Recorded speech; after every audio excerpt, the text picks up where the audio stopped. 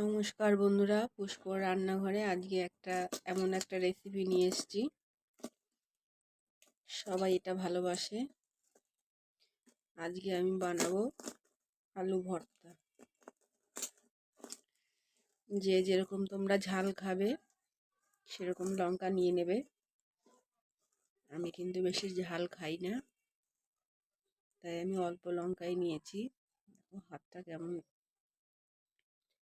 এখানে নিয়ে নেব পেঁয়াজ আর রসুন হালকা করে ভেজে নিয়েছি।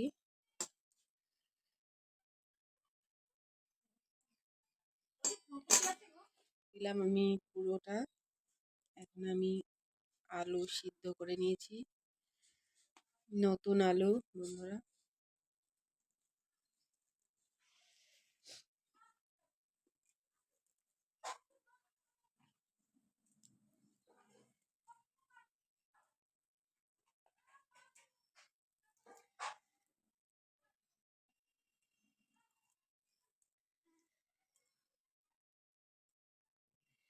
লবণটা আমি স্বাদ মতো দেব, কারণ আলুর পরিমাণটা বুঝে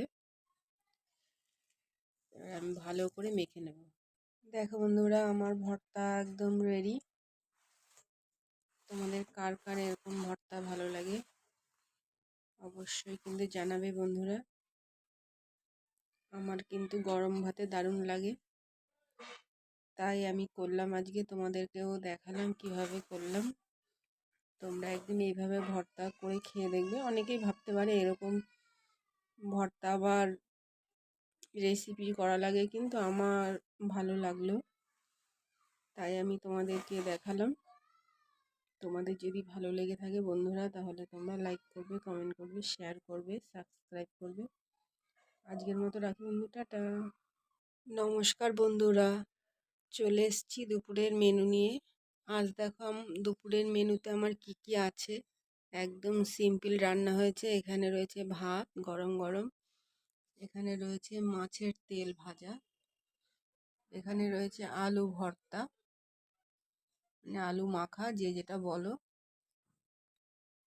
আর এখানে রয়েছে মুসুরির ডাল টমেটো দিয়ে।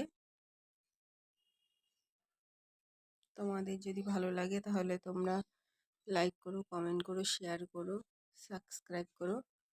আজকের মতো রাখি বন্ধু, টাটা।